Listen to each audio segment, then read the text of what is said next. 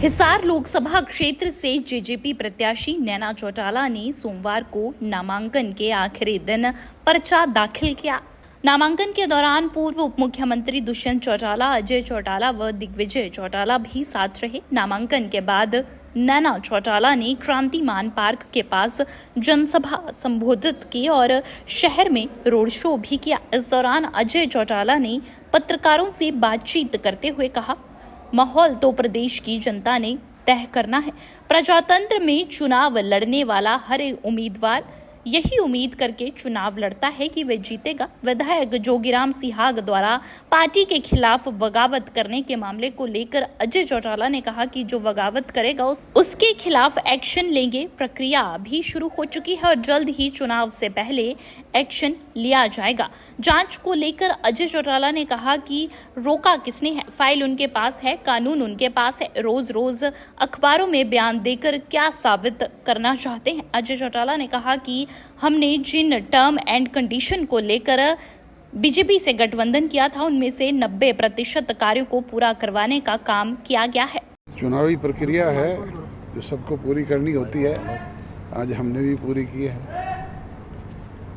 क्या लग रहा है, माहौल कैसा है हरियाणा में? माहौल तो प्रदेश की जनता ने तय करना है। प्रजातंत्र में हर चुनाव लड़ने वाला उम्मीदवार यही उम्मीद करके चुनाव लड़ता है कि मैं जीतूंगा। फैसला तो प्रदेश के लोगों ने लेना है। मुकाबला तो उम्मीद होती है कि विश्वास। मुकाबला किससे मानकर चल रहे हैं आपकी हरियाणा में? किससे मुकाबला तो जो चुनाव मैदान में है उन सबसे ही है। फिर भी पहले दूसरे तीसरे पे कुछ आकलन तो होगा सर?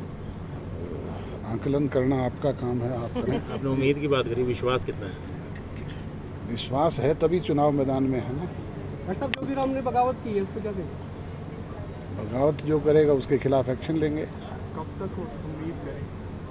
अब या चुनाव के बाद ही होगा? चुनाव के बाद क्यों होगा, प्रक्रिया तो शुरू है, उसका एक्शन लेंगे तुरंत। किस तरह का एक्शन हो सकता है, क्या रहेगा प्रावधान?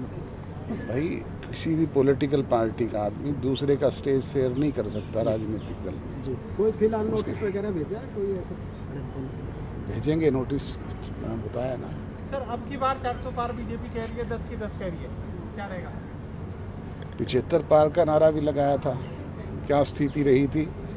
आज पूरे देश के हालात भी ऐसे हैं, कोई एक पैसा प्रदेश मुझे ऐसा बता दें जहां भारतीय जनता पार्टी पूर्णतया रिपीट करती हो।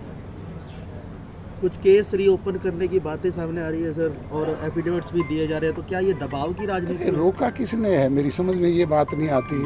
फाइल उनके पास है, कानून उनके हाथ में है, करना उन्होंने है। रोज रोज अखबारों में बयान दे करके क्या साबित करना चाहते हैं जी? वो करें ना, कोई एक्शन लें। रोकता कौन है? कांग्रेस तो ये भी कह रही है अगर दुष्यंत पे कार्रवाई होगी तो उसमें मनोहर लाल पर भी होगी, उन्हीं की शय से हुआ है। तो वो उस टाइम मुखिया थे प्रदेश के, दुष्यंत मुख्यमंत्री थे। हिसार लोकसभा सीट की बात करते हैं। इस बार चौधरी देवीलाल की विरासत पर तमाम प्रत्याशी अपना अपना हक जमा रहे हैं, इसको आप किस तरह से देखते हैं? क्योंकि ये फैसला प्रदेश के लोगों ने करना है।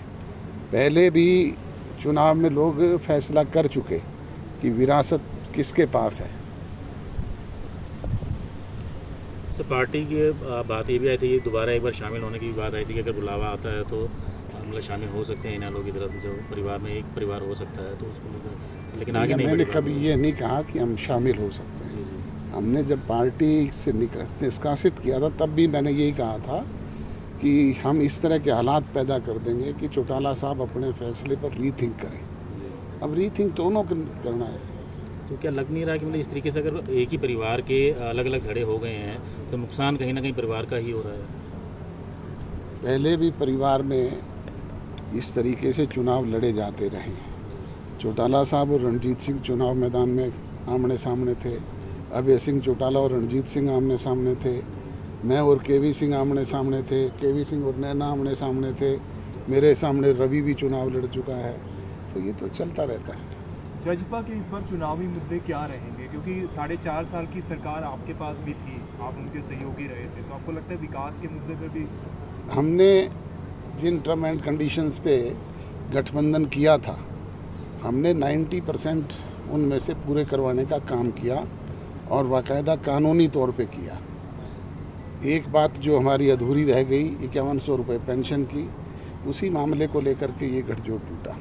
जजपा अभी भी 5100 वाले अपने फैसले पे डटी हुई है। बिल्कुल बिल्कुल बिल्कुल। नैना चौटाला ने नामांकन के बाद कहा कि परिवार हमेशा एक दूसरे के खिलाफ चुनाव लड़ते आए हैं। इससे पहले भी अजय चौटाला और रवि चौटाला आमने सामने लड़ चुके हैं, इसमें कोई नई बात नहीं है। हमेशा जब पार्टियां आमने सामने चुनाव लड़ती हैं तो एक दूसरे पर आरोप प्रत्यारोप और नारे लगते रहते हैं। लोगों की जरूरत के हिसाब से हमने गठबंधन में रहकर काम करके दिखाए हैं। गठबंधन में हमने पंचायत, नगर निकाय के चुनाव भी अलग अलग लड़े हैं। गठबंधन के दौरान हमने कभी मंच शेयर नहीं किया, रैलियां भी अलग अलग की हैं। हर इलेक्शन हमने अलग अलग लड़े हैं, तो अब इसमें कोई नई बात नहीं है। इस चुनाव में स्थानीय मुद्दे हैं। गांव में जाकर जब पिछले संसद के बारे में पूछते हैं तो लोग उन्हें लापता और मौनी सांसद कहते हैं। वे अपने कार्यकाल में ग्रांट का इस्तेमाल भी पूरा नहीं कर पाए। पिछला सांसद भी प्रधानमंत्री का नाम लेकर अपने बीच आया था, लेकिन कुछ नहीं देकर गया और अब नया प्रधानमंत्री का नाम लेकर वोट मांग रहे हैं। इन्होंने भी कुछ नहीं देना है। मैम, नामांकन आज आपने भर दिया है, तो अभी क्या लग रहा है कि एक जैसे आपकी हाँ जी आपके साथ मतलब सामने जो है देवरानी भी हैं और चाचा ससुर भी हैं, तो कैसे महसूस कर रहे हैं? अभी अजय जी ने बताया कि परिवार हमेशा आपस में एक दूसरे के खिलाफ इलेक्शन लड़ता है, तो ये इलेक्शन पता नहीं इस चीज़ को क्यों इतना मुद्दा बनाया जा रहा है। मैं तो कह रही हूँ क्वेश्चंस जो है ना आप लोगों के हमें रट गए भी हमें क्या आप लोग पूछने वाले हो। मैंने कहा गिने गिनाए 4 क्वेश्चन है भी, परिवार खड़ा हो गया, किसान आपकी बगावत कर रहे हैं, और तीसरा और चौथा और मैं बता दूँ इससे फालतू मतलब कुछ नहीं। पहले भी अजय जी और रवि लड़े हैं, चाचा जी और पिताजी आपस में आमने सामने लड़े हैं, और मेरे सामने भी मेरे काका ससुर जो डॉक्टर केवी सिंह थे उन्होंने इलेक्शन लड़ा था डबवाली से। तो ये शायद कोई नई चीज़ नहीं है। तो इसमें क्या रहा है, क्योंकि जैसे अगर सत्ता में हम शामिल रहे हैं पहले, अब सत्ता से अलग हो गए हैं, तो जनता उसको किस तरीके से देगी? क्योंकि जब पहले जब वोट दिया गया वो सत्ता के खिलाफ ही दिया गया, बीजेपी के खिलाफ वोट दिया गया था, तो लेकिन अब बाद में शामिल हुए, लेकिन अब दोबारा खिलाफ हो गए, तो जनता ऐसे कैसे देख रही है? नहीं, सत्ता के खिलाफ ठीक है, उन्होंने कहा था 75 पार, वो हमने कहा था जमुना पार। तो विरोधी नारों के साथ हमेशा पार्टियां जब लड़ती हैं तो एक दूसरे पर आरोप प्रत्यारोप और नारे चलते रहते हैं। लोगों की ज़रूरतों के हिसाब हम गठबंधन में शामिल हुए। अनेक ऐसे कार्य जो हैं वो जजपा ने करके दिखाए हैं गठबंधन में रह के। और अब हमारे कोई भी इलेक्शन हो, चाहे वो पंचायत का था वो भी हमने अलग लड़ा, कभी हमने कोई रैली में शेयरिंग नहीं की। दोनों पार्टियों ने अपना अपना जो रैली थी वो भी अलग अलग की। नगर परिषद था वो भी हमने अलग लड़ा। मतलब हर इलेक्शन अलग लड़ते, तो ये इलेक्शन भी अलग ही लड़ा। इसमें ऐसी मुझे तो कोई नज़र चीज़ आ नहीं रही। लोकसभा चुनाव जो केंद्रीय मुद्दों को लेकर ही होता है, तो ऐसे में स्थानीय मुद्दे कितने हावी रहेंगे? हरियाणा के लोगों के लिए तो स्थानीय ही मुद्दे हैं। अगर जो भी सांसद चुन के जाएगा, अब लोग पिछले सांसद के लिए बातें करते, जब हम गांव में जाते हैं तो हम लोग भी पूछ लेते कि आपने पिछला सांसद देखा, तो हर गांव से एक ही आवाज़ आती कि जी मौनी सांसद और लापता सांसद। लोगों ने उनको एक नाम दिया है और उन्होंने अपनी जो ग्रांट मिलती है वो भी उन्होंने नहीं लगाई। मैं तो बार बार गाँव में जाके पूछती हूँ भी आपको कोई थोड़ा बहुत पैसा मिला है क्या पिछले सांसद से? जो प्रधानमंत्री जी का नाम लेके आए थे कि प्रधानमंत्री जी के नाम पे वोट दे दो, मुझे सांसद बना, वही लोग अब दोबारा प्रधानमंत्री जी का नाम लेके आएंगे। तो हम तो लोगों को कह रहे हैं कि आपने अगर पिछले वाले ने कुछ नहीं दिया तो ये बड़ी पार्टियों के जो लीडर्स आपके पास नाम ले लेके आ रहे, इन्होंने कुछ नहीं देना, इन्होंने ग्रांट ही नहीं बांटनी, सारी लैप्स होके वापस गई है उसकी। स्थानीय और बाहरी मुद्दा मानते किसी? स्थानीय मुद्दे और बाहरी मुद्दे के, ये तो सेंटर के प्रत्याशी की बात करूं, स्थानीय और बाहरी प्रत्याशी। नहीं, बाहरी क्या है, सारे हरियाणा के वासी हैं। कोई एक बता दो कोई जापान से आया हुआ है तो नहीं, हम हरियाणा के हैं। मैं तो खुद यहाँ की पैदा हुई हूँ। मैम, इस बार चुनाव में आपको लगता है कि मोदी फैक्टर चल रहा है क्या? नहीं, क्योंकि 19 में तो था वो।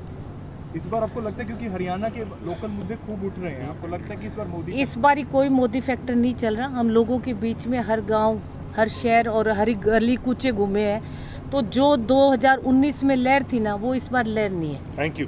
दैनिक सवेरा के लिए हिसार से कुलदीप सिंह की रिपोर्ट। देश दुनिया की हर खबर सबसे पहले देखने के लिए फॉलो करें Dainik Savera TV, YouTube, Facebook, Instagram, X और व्हाट्सएप चैनल पर।